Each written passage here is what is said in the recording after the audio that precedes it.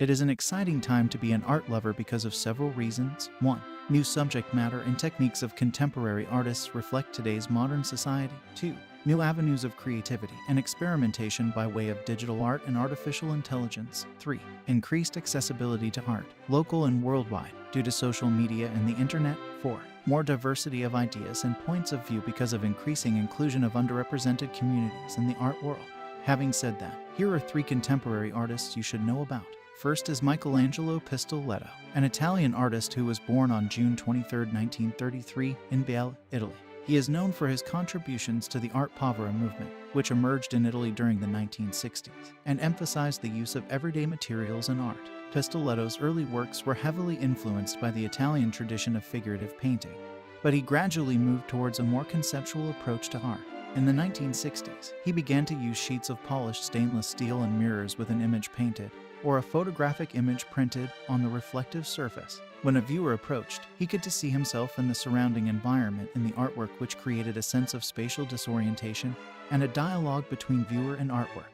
An example of a mirror painting is his 1965 Ragazzo, meaning boy in Italian, composed of painted tissue paper applied to polished stainless steel. The painting depicts a life-sized portrait of a young man walking out of the picture frame away from other figures who are also outside the frame. As a viewer approaches and sees his reflection, he in essence becomes part of the artwork. Pistoletto says, "There is a difference between my work and art in its traditional sense. My goal is not just 2 dimensions, not just 3, but 4 dimensions." The artist also has exhibited sculptural installations. An example is his 1967 Venere degli Stracci. It is a life-sized representation of the Roman goddess Venus made entirely out of discarded clothing and rags. The artwork is intended to comment on consumerism in modern society by using discarded materials to create a representation of a goddess. Pistoletto questions the value and importance we place on material possessions and consumer goods, and the relationship between society and its material culture. Pistoletto has been the subject of many solo exhibitions and retrospectives around the world, including at the Museum of Modern Art in New York, the Guggenheim Museum in Bilbao, the Centre Pompidou in Paris, and the Tate Modern in London. Second is Ai Weiwei, a Chinese contemporary artist and activist known for his provocative and politically charged artwork, as well as his outspoken criticism of the Chinese government's policies and human rights abuses. He was born on August 28, 1957, in Beijing, China. Ai's father was a renowned poet and his mother was a writer.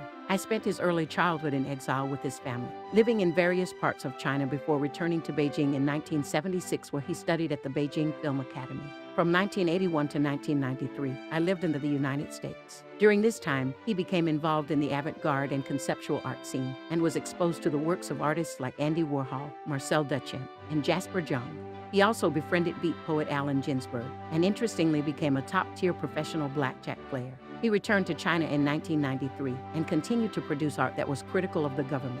In 2008, I was a vocal critic of the Chinese government's handling of the Sichuan earthquake, which led to the deaths of thousands of people. He organized a citizens' investigation into the disaster and used social media to spread information about the government's involvement in the tragedy. For his role, the artist was harassed and severely beaten by police requiring brain surgery. In 2011, he was arrested and detained for 81 days by the Chinese government, sparking international outrage.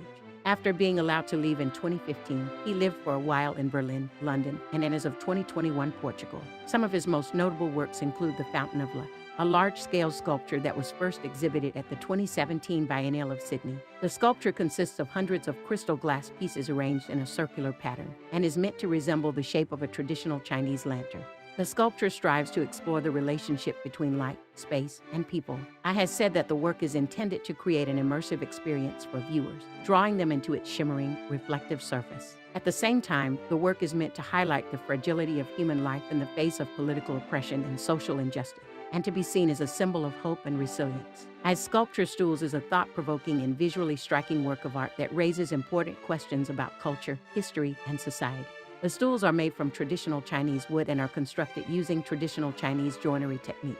On the surface, Stools appears to be a simple and minimalist work, but upon closer inspection, it reveals a complex and multifaceted commentary on a range of issues. One of the most obvious themes in the work is the idea of mass production and the uniformity that it creates. Conversely, the stool is a ubiquitous object in Chinese culture, and the traditional joinery techniques used to construct them have been passed down through generations of craftsmen. By using these techniques in his sculpture, the artist is calling attention to the ways in which traditional craftsmanship is being lost in the face of modern mass production methods. He has received many awards and accolades. To name a few, in 2011, he was ranked #1 in Art Review magazine's Power 100 list of powerful figures in contemporary art. That same year, he was one of 4 runners-up for Time's Person of the Year award.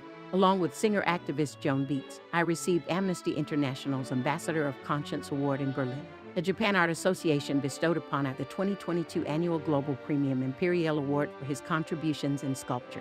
Despite facing ongoing harassment from the Chinese government, he continues to produce work that challenges authority and inspires social change. He has been the subject of numerous international exhibitions and is widely regarded as one of the most influential artists of our time.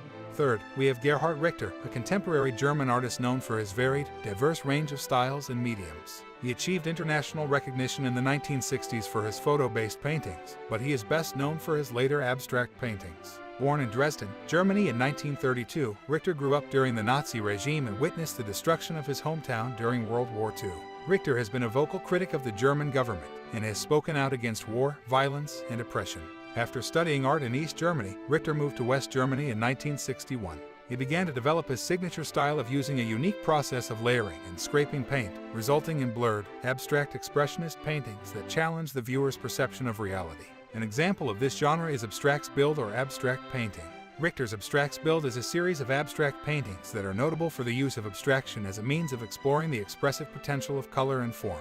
Unlike his earlier works, which were more representational in nature, the Abstraktsbild paintings are completely non-representational, consisting solely of lines, shapes, and colors. Despite their abstraction, however, these paintings are deeply expressive, conveying a sense of energy, movement, and emotion. Another Richter group of abstract paintings is his Cage series that were created in tribute to the American composer John Cage. The Cage paintings are characterized by their abstract compositions which appear to be created by chance or accident.